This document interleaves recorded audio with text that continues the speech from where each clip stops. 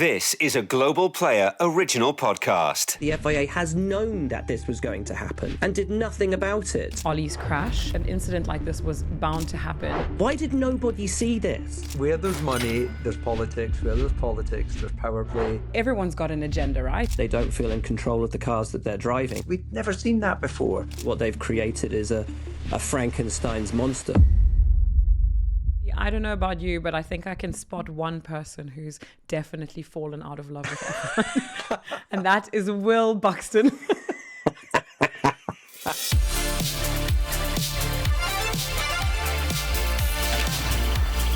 Up to speed. It's Will. It's Naomi. It's David. Welcome to Up to Speed. Well, after Oliver Bearman's big crash in Suzuka, F1 are facing some big questions. Is there a safety crisis? What can be done about these new regs? There was a meeting before the race in Japan, and there is going to be one in the coming weeks.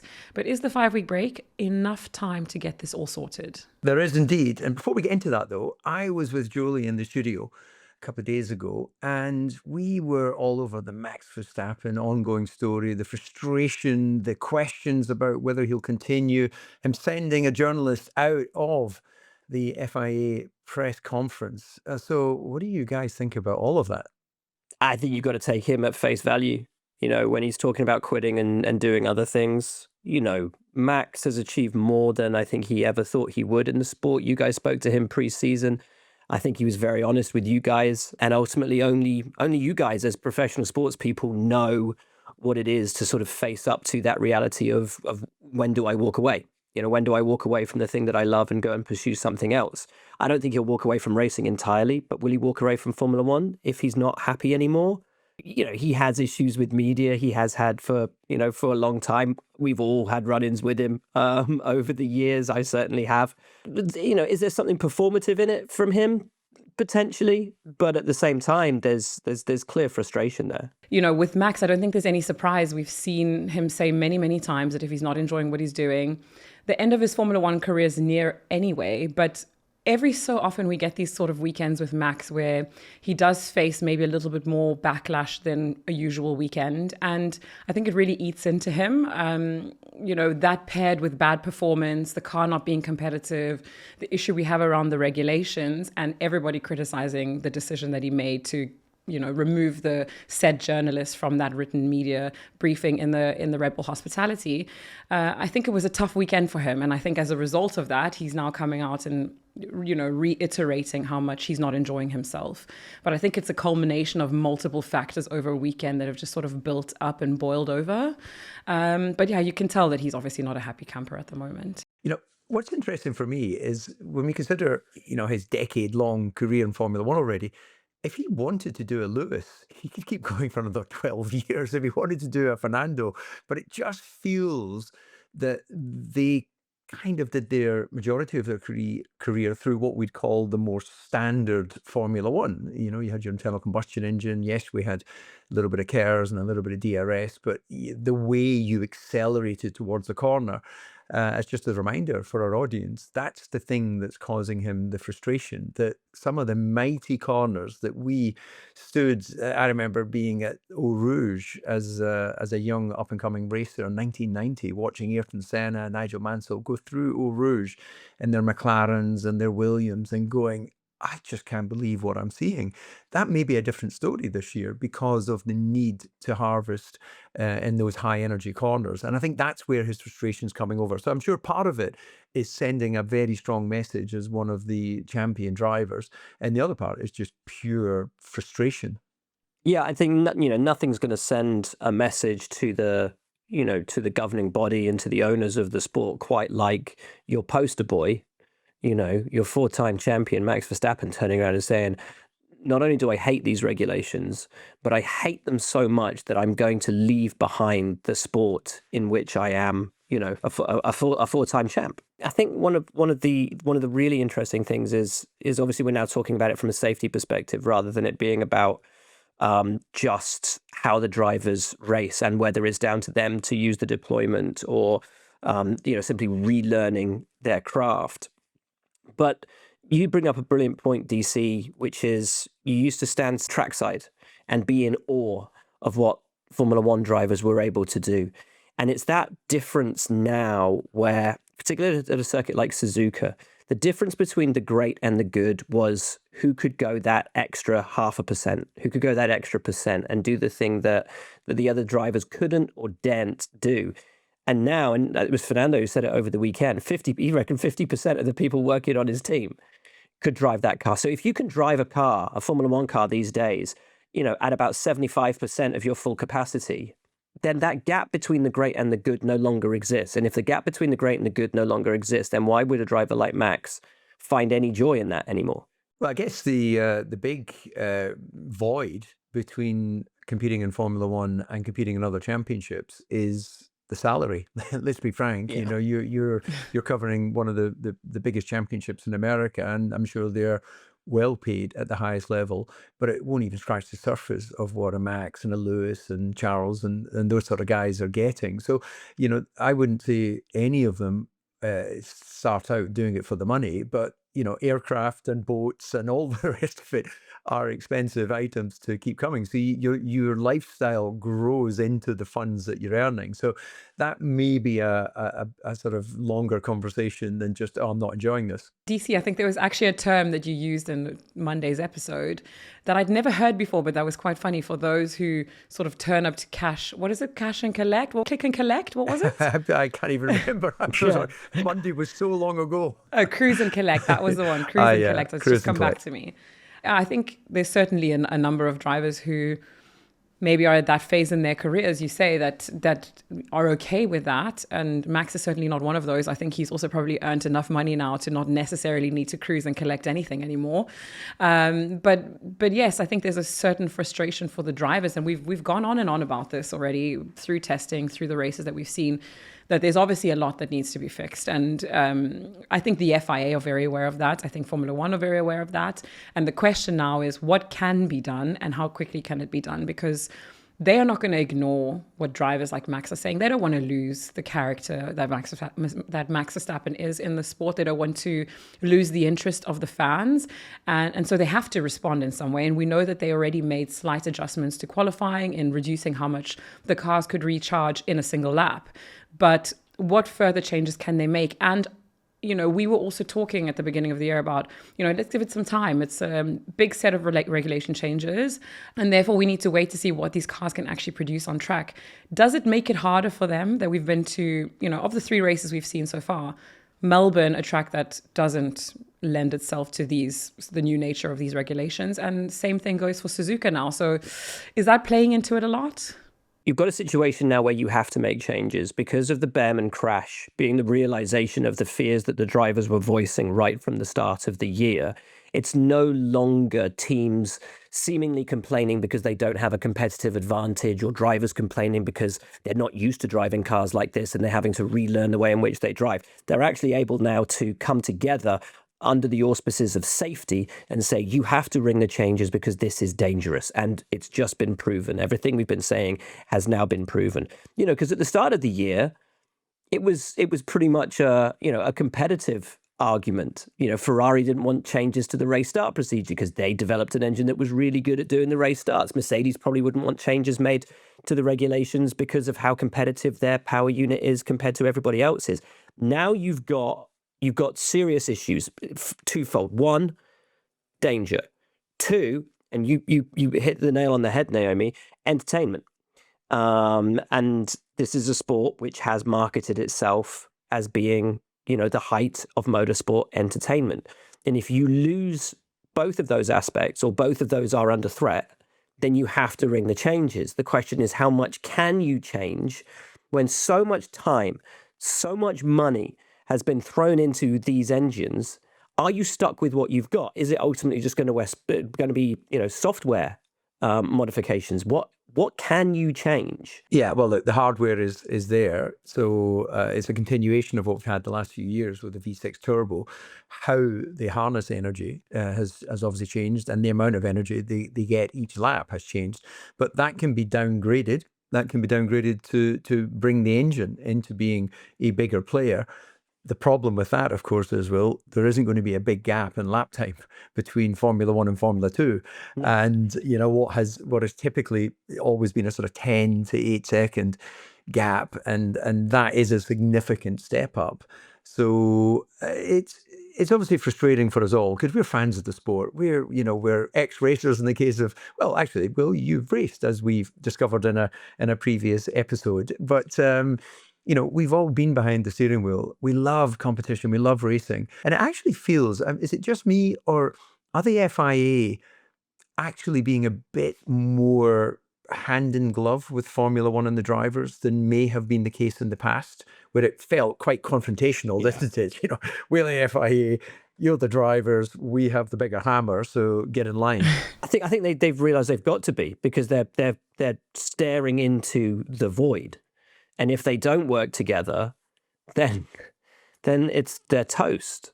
The part that I don't really understand is, correct me if I'm wrong, Will, and David as well. Even more so, David, because, Will, I don't know if you would have been hearing the rumours in the paddock last year, and even further than that, even further back. We had already been hearing a lot of rumours about these regulations being a big challenge, and that once the teams were putting the data and the pieces together in the simulators, that it wasn't reading very well. So actually, this is why earlier on in the season, I was sort of saying I'm relatively relieved at the product that we're seeing on television, because I think I had very low expectations. My question, I guess, is when the FIA come up with these regulations alongside F1, do they have a correlation issue? Because obviously no one, not F1, not the FIA, and none of the F1 teams are here to put on a bad show or a bad product, right? Everyone wants it to be a success, in their hearts of hearts. So how do we end up in this position, and why are the teams not able to influence that earlier than what they have been able to? And I think that's your big issue right now, is the people who are going to be determining these changes didn't do anything to stop this from happening. I remember back as far as 2023, there were rumblings about how difficult this was going to be. And not just rumblings, Max, in an FIA press conference, went on the record and said, the new cars for 26 look awful. We're going to have to be lifting on the straights, downshifting on the straights. There's going to be a huge disparity between what we understand Formula One to be now and what Formula One will become unless we change path. 1 year ago, Fred Vasseur went to the FIA and said, are you sure the regulations are supposed to be like this? Because race starts are going to be really difficult. And they didn't do anything to change it. And so Ferrari turned up with an engine that was good for the race starts. I question, whether the right direction will be taken when the FIA has known that this was going to happen for years and did nothing about it. The regulations were changed to try to appeal to new manufacturers to come in, new OEMs to come in, which they managed to do with Audi. Porsche ultimately said no. Ford came back. Honda came out. Brilliant. But then they said, we want to save money. So they just scrapped the MGUH and didn't bother to change the 50-50 split between electric and normal engine. And that's the biggest crux of the issue right now, is that you're deploying faster than you can harvest. Why did nobody see this? These are supposed to be the smartest brains that are coming up with this. And they've got a month now to fix this. So it's got to be a collaborative effort, because working as they have done for the last couple of years is what has led us down the path to this. I think in fairness, just to play devil's advocate, in fairness to the FIA, if we go back to when hybrid first really became a thing in Formula One, it seems so obvious given there's so many hybrid road cars out there. But it was actually Renault at the time that went, if you don't go hybrid, FIA, we're pulling out of Formula One. And they were like, okay, we don't want to lose the manufacturers. So they did that. And then I don't want to be hard on Renault. They gave me my first ever victory, and they were a great provider to Formula One for many, many decades. But it's fair to say they were not ever considered the best during the hybrid era, and they've now closed that production facility down. Let's remind ourselves that Alpine are using a Mercedes engine. So that didn't work for them. I think, as you've just explained, Will, there was definitely a need to attract new manufacturers. There's always been that risk that manufacturers come and go. I think it was the late Max Mosley, who used to be the FIA president many, many years ago, had constantly said that we have to protect against the will and the whim of manufacturers to come and go as it suits them, as they have change of management. Somebody goes, we're going Formula One racing, and then the next management comes in and go, no, we're not doing that. It doesn't suit our profile. So it's not easy. There's no question it's not easy. But these are the best engineers in the world. they must be able to find a solution that resolves some of the frustration and gives the fans what they want. The fans don't want to see drivers lifting and coasting. They want to imagine they are Harry Flatters all the way around the racetrack. One thing is for sure is that motorsport, whichever discipline you look at, has always been, and I suppose will always be, a very political environment. Everyone's got an agenda, right? And this is why we're hearing very different messaging coming from different parts of the paddock. Obviously, Mercedes are very happy with these regulations because they are currently dominating the set of regulations. And others obviously a lot less happy. McLaren are starting to see the benefits of that Mercedes power unit, and so they're probably going to slightly change their tune.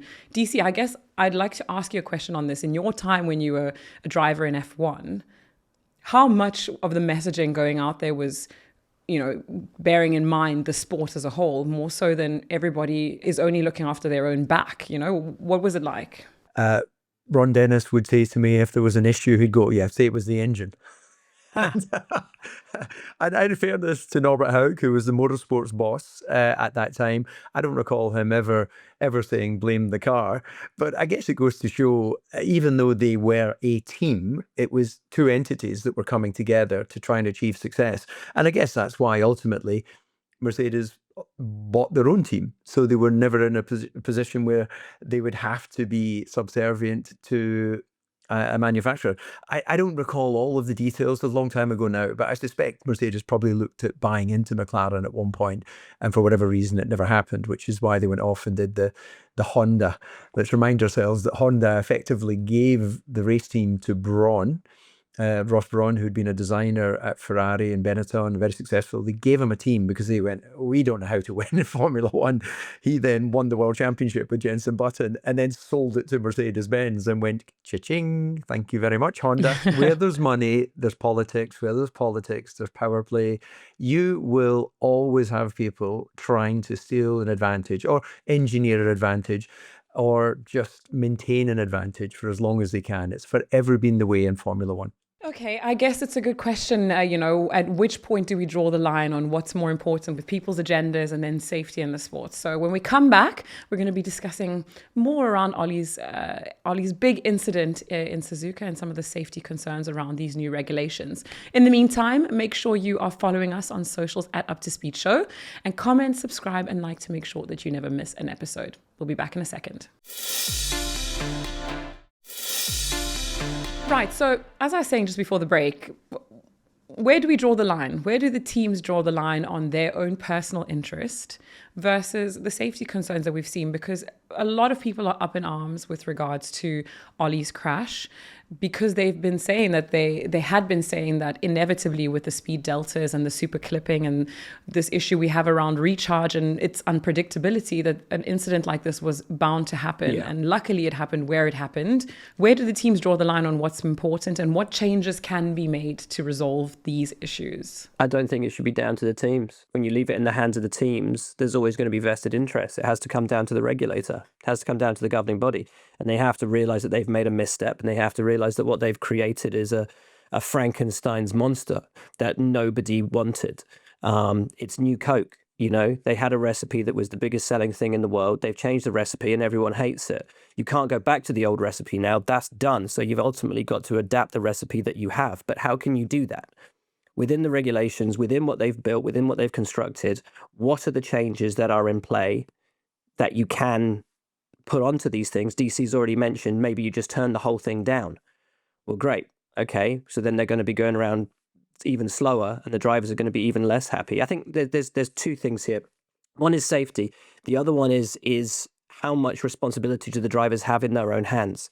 Because right now, they have no control over how they're deploying the energy, when they're harvesting the energy. And they want more control over that because at the moment they don't feel in control of the cars that they're driving. When you can make a mistake and end up with a faster lap time because you accidentally recharged at a point you weren't doing before over a lap where you nail every single corner like you used to and you go slower, the drivers are obviously unhappy with the way that these cars are driving and the way in which deployment and harvesting is taking it out of their control. So, I think you've got two things that you need to fix here.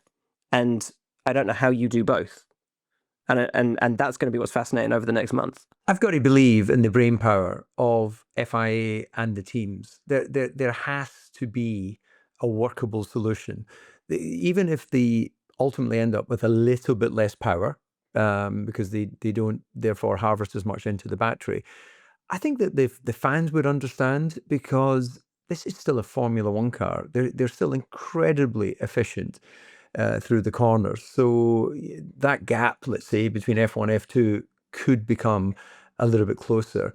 But getting on the ragged edge, being on the edge of adhesion at 180 miles an hour or 200 miles an hour through these monster corners that we revere, that people that have never been to Suzuka know 130R. People who have never been to Spa know the name of Eau Rouge, and the list goes on of the mighty circuits and the mighty corners. It's almost like a pilgrimage, isn't it, for families to go to those corners and remember the first time they watch a car go through them at high speed. So that's the thing that I think we need to address as quickly as possible. I think being on the edges is absolutely right here, DC, because if I look back to Australia and that quick change of direction, out the back by the lake. Was it 9:10, something like that? Yeah, 9. It used to be 11:12, didn't it? Now it's 9:10. Watching the F1 cars go through there this year was thoroughly depressing, because they were lifting, or certainly they were slowing down, having to slow down before that because of the harvesting and the super clipping. Watching the F2 cars go through there was awesome, because they were on the edge and they were skitting about, struggling for grip, and that was maximum commitment. Were they slower lap times? Yes. Did they look more impressive? Yes. So I'm with you, DC. I'd take a decrease in overall power if ultimately it means that we're not going to get them having to lift off and not be at the limit, at the edge of what is achievable for them within that car. But it's just so depressing.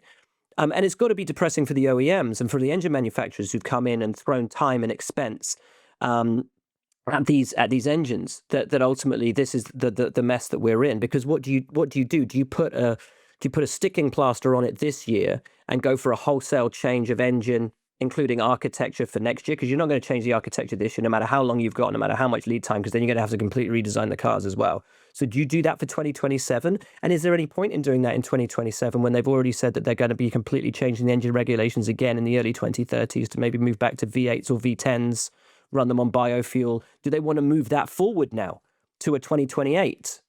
And if they do that, what was the point in bringing these regulations in for 2026? That's why there's so much more, and it's why the whole thing is so mind-boggling that we've got into this scenario. Well, before you fall into an even deeper depression, we're getting into some of the wider effects of this new set of regulations. Obviously, some out there are calling qualifying a non-event. There is a bit of a debate on what the racing is like. Some people really hate it, and others are saying, well, actually, there's a lot more on-track action. But are we in danger here of the F1 audience potentially falling out of love with the sport? Now, as I mentioned, there was a meeting before Japan. There's going to be another one with the big stakeholders, the engine manufacturers, the teams, the FIA and F1 coming up. I believe it's on the 9th of April, where they're going to discuss further changes, because they needed a few races, again, as I said, to source the data to make those changes. Now, we have a question from a listener. His name is Senor Mart. And his question is, how likely is it that we're going to see substantial changes this season? And how quickly does F1 learn? F1 definitely learns very quickly. Whether they want to go and say, we're now going to take away a potential advantage from someone who's done a better job within these rules, I think that's unlikely. I think it would take a collective agreement between the manufacturers to go to the FIA and say, let's all do what potentially could be seen as the right thing in the short term to give us more lead time to know what to do in the future. And I guess what the difficulty is, we've come off the back of a brilliant Formula One, the whole grid regularly covered by less than a second. We'd never seen that before. We got so used to it being incredibly competitive. And now, what is it? Still a few seconds between the front and the back. Aston Martin plum last, should they be given an advantage and should Mercedes be penalised? That comes into another whole line of questioning. Yeah, I think also just to chime in on that, I think it's such a difficult position to be in, and I don't envy them. Obviously, it's one that they've somewhat put themselves in. But again, as I said, I don't think anyone has gone into this with the intentions of making the sport a worse product. So we're in this position now, and now they're in a place where they need to fix this. But there isn't a one-size-fits-all solution, right? Like some solutions are going to work for some teams, and others are going to, not necessarily work for teams at all. So they ultimately have all of the data that they need. They don't need the F1 teams to come and, sort of give them evidence. They've got that evidence. They know what the right decision is to make, and it's going to work for some and it's not going to work for others. So I'm sure there's going to be a lot of people up in arms. But when it comes to the question of whether the F1 audience is going to fall out of love for the sport, I certainly, for one, hope that the F1 audience is not as fickle as that, and that they're going to, give up on F1 after 3 races. They put out a statement along with the FIA saying that the intention was never to stick to these regulations 100%, right? There are growing pains that come with a huge regulation overhaul like the one we've had. And ultimately, they're going to be working towards fixing that. But how quickly can they get those things done? And how patient will the audience be? I do think when we're watching it at home, which I've been doing only this year, I've not been on track yet. I will be unleashed for Miami. Thank God. I'll be let out again. But watching it at home, I think what's really confusing is not understanding, what the state of charge is for the cars. So we don't know which overtaking maneuvers are authentic versus others that are less authentic. It's difficult to really tell. So I think from the viewing perspective, there's also tweaks that can be done that aren't necessarily hardware or software related. I think the frustration comes in that, when we got rid of DRS, racing was supposed to go back to being pure again. And now you have a driver that's using all their deployment overtaking, and they've got nothing left to defend. And so the other driver's just screaming back pass again. So the pass and the repass, what some drivers are calling yo-yoing, I think feels very fake, because it's overtaking, but it's not what we'd understand a pass, a kind of a gutsy, brave maneuver that is intentional. DC, I don't know about you, but I think I can spot one person who's definitely fallen out of love with F1. No, I haven't. And that is Will Buxton. No, do you know, but it's like, it's like, people need an intervention every now and then, you got to get your mates to sit around you and say, mate, you need to have a cold, hard look at yourself, because you're not the same. And that's kind of what Formula One needs, is a reality check right now. And I think the first 3 races have been a reality check for Formula One, because they've gone down a path which they did for, the reasons that they did, to bring, new OEMs into the sport. But have they sacrificed a bit of the soul of what the sport is in order to get them in? I'd argue that they have. But they recognise that, and they've recognised that since race 1, and have said, we're going to wait until the first few races are over before we decide what we're going to do. Brilliant. And I'm all for that. And listen, I want Formula One to be the biggest success that it can possibly be, because it's great for Formula One and it's great for international motorsport as a whole. The bigger Formula One is, the better for international motorsport the world over. Full stop. I love Formula One. I want to see Formula One be a massive, massive success. What I don't want it to be is what it is now, which feels contrived and false and just a bit weird.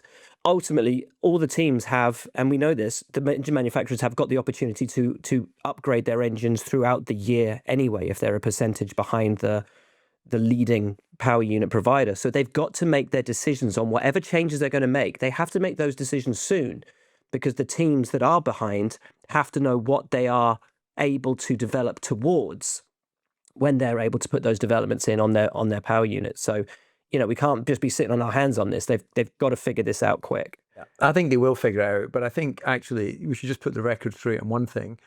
You still love Formula One. You will do season 9 Drive to Survive. We can't have an audience unsure who's going to be that person.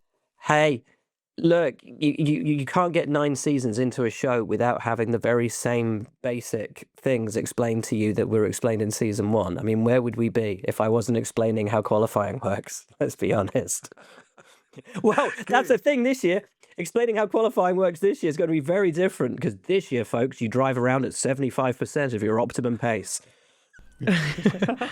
Well, we can definitely tell that Will is a little bit sour. He's not enjoying this. So DC, I think you and I might need to be hosting that intervention with Will. I enjoyed Japan. Out of the 3 races so far this year, Japan was actually my favorite. And I was watching that at like 2 a.m. in Alabama, and it was good. Stayed awake for that. It was great. That's commitment. The people have spoken, Will has spoken, the drivers have spoken, everyone is giving their opinions. And I think, as you say, Will, F1 really do need to be paying attention to the drivers' opinions, to the audience's opinions. And I think that they will be making changes ASAP. So we know we've got that meeting coming up. We have a 5-week break. DC, what on earth do drivers get up to? I mean, this is a very impromptu 5-week break. No one was expecting it. So how do they stay on target? Well, a number of them will have marketing requirements and requests, and if I enough about them, let's talk about me. In between Bahrain and Saudi Arabia, I took and accepted a conference in the Philippines, because it was actually quite a good way to fill the time between Bahrain and Saudi Arabia. They paid you a shitload of money. So I'm still going to the Philippines for one Pass night. all the way for DC. I will be doing that. And I know that some of the drivers will still have commitments that see them travel to far-flung places. So they'll need to keep training, of course. They'll be still working on the simulators. It will definitely be a little bit less travel, because I suspect that their year is scheduled in terms of how many contractual appearances they're down to do. So I don't think the team will be able to go, okay, we need you now to go to Detroit to meet with a bunch of Ford engineers.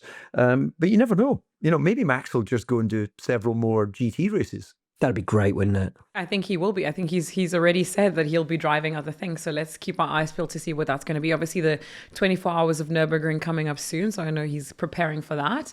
How many of the drivers do you think will be back at base working hard with the teams in the simulators to ultimately, make progress? There's some that are going to benefit from this break. At the end of the day, Mercedes, they might be going, the competition are going to close up the gap, but they're not going to be standing still. They're also going to keep moving forward during this break. Yeah, I really hope that whatever suggestions or theories are coming out of the FIA and F1, that ultimately they're sent back to the teams ASAP, and the teams have their sims running, all day, every day, and every single team is running their sims, running these things through, so that you can actually proof test it before we get back to racing ways, at the end of April. That is, I hope the drivers are going to be bloody busy for the next month, trialing out whatever fixes the FIA have got in mind. Well, look, there's a lot to be done. There's a lot to be fixed. The voices have been heard, and Will has spoken. F1, are you listening? Will has spoken. Jens, thank you very much. Everybody at home, as I mentioned, if you're not already following us on socials, make sure you head over to your social media platforms. We are at Up to Speed Show. If you want to send us an email, it's uptospeed@global.com. We have new episodes dropping every Monday and every Thursday. So make sure you like, comment, and subscribe, and hit the bell notification where you can do that, so that you never miss an episode. Whilst everybody else is taking a break over the next 5 weeks, we will be right here keeping you all up to speed for the next month with some really fun episodes. So we'll see you on Monday. This has been a Global Player original production.